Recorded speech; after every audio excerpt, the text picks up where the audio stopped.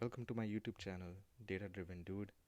On this channel, we will cover topics around computer science, machine learning, data science, basically all of the data stuff, the fun stuff.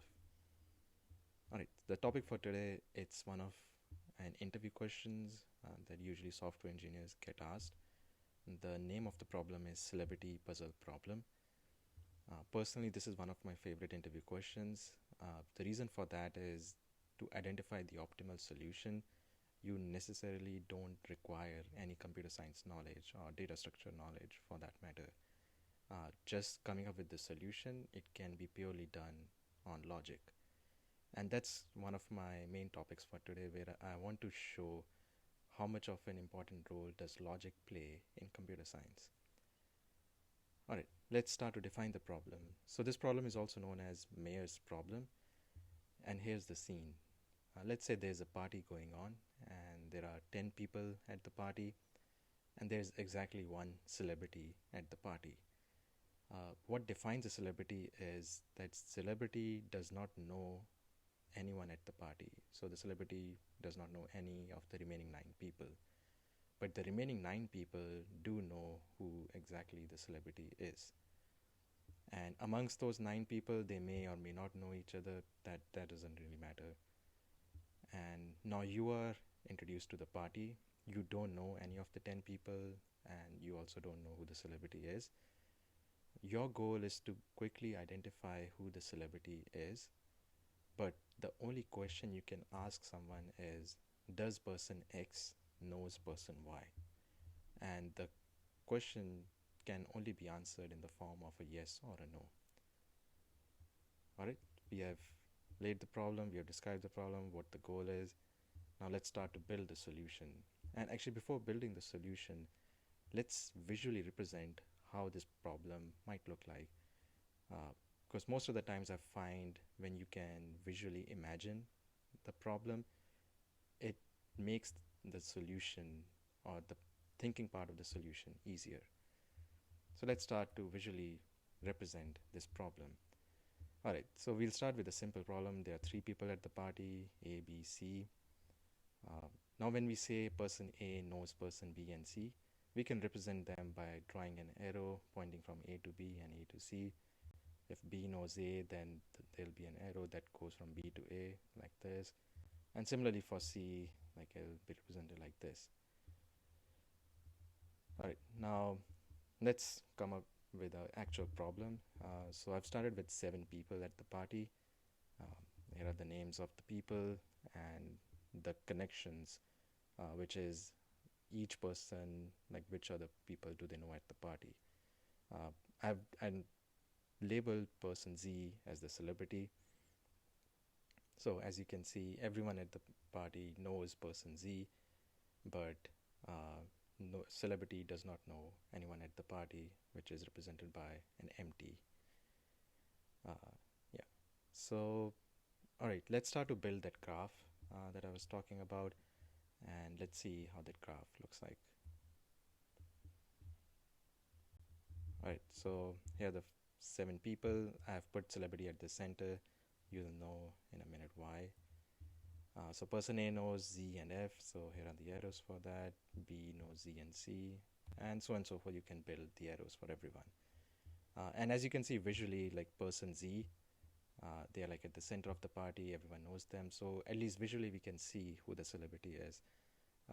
Now the problem is we need to identify an algorithm where we can identify this person Z.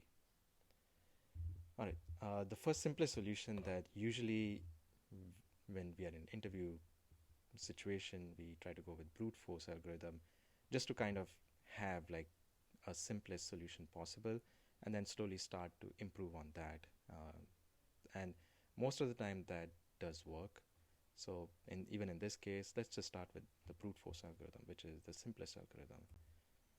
Alright, so let's look at the question that we can ask. So the question that we can ask is, do you know person X? And we can choose one person at a random and just keep on making rounds, keep on asking them the question. And when they say that yes, they know some person, we can rule the person out because we know that celebrity does not know anyone at the party. And then we can move on to the next person until we find a person who answers no to all of the questions, because that's the defining property of the celebrity. All right, let's lay down like a sample problem. Okay, so I've randomly chosen person A, and then let's just make a round asking them the question if they know every person. All right, so we'll start with person B, and as you can see, there's no connection. So yes, person A does not know B. We move on to the next person. Now we'll ask from A, do you know C? And they'll again say no. Same answer for person D, they don't know. So we continue ahead, and then for E as well, the answer is no. And then when we come to F, we see there is a connection. So that means they know a person F. And this rules out person A from our celebrity list. All right, so let's continue to person B now. We'll again ask the question similarly how we did for person A. So we asked them, do they know person A? And they said no. Do they know person C? And yes, we see there's a connection. So yes, B cannot be a celebrity. All right, let's continue ahead. We'll ask the question from C. And as you can imagine, like they know person B, so they'll be ruled out. Same way for person D, like they do know person Z, so they'll go all the way up.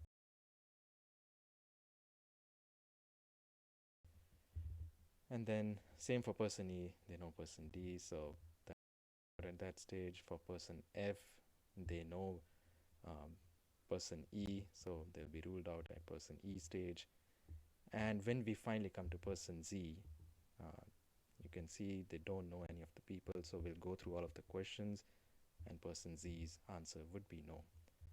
And voila, we have found our celebrity. Now let's analyze how quickly we were able to identify the celebrity. Alright, so now we can sum up the number of questions that we asked each person. In this case, if we sum up all of the questions, we had asked 30 questions, which seems like a lot for the number of people at the party, 7. Now let's say if this party was big, like it was thousands of people, or for that matter, like it's even crazier party where it's like a millions of people, you might have to ask a lot of questions to identify the celebrity. Um, let's try to find how much time in general it would take if, let's say, there were n people at the party. Um, so for the analysis sake, let's assume the worst case possible. Now the worst case possible is that we know that there's exactly one celebrity. Now the remaining n minus 1 people, they don't know each other. The only person that they know at the party is the celebrity. And then as goes, celebrity does not know any of those n minus 1 people. Um, Now, depending on the questions or the order of questions, it's possible maybe when you ask one of those n minus 1 people that, hey, do you know this person X? And it happens to be, let's say, the person X is celebrity. So they might have answered yes in the very first question, so we don't have to ask the remaining question. But let's say for the worst case scenario that the celebrity person, they happen to be the last person that we asked the question about. So that means each time we would be asking n minus 1 questions from every person. So now if there are n people at the party and from each person we are asking n minus 1 questions, this comes out to be n square minus n. Let's write that down with my amazing handwriting. Alright, and if we had to represent this in the value of order, where we're not concerned with the exact value, we just want to know what's the order of the time complexity, it would be noted as big O of n square. That means for the sample size, the time complexity grows polynomially.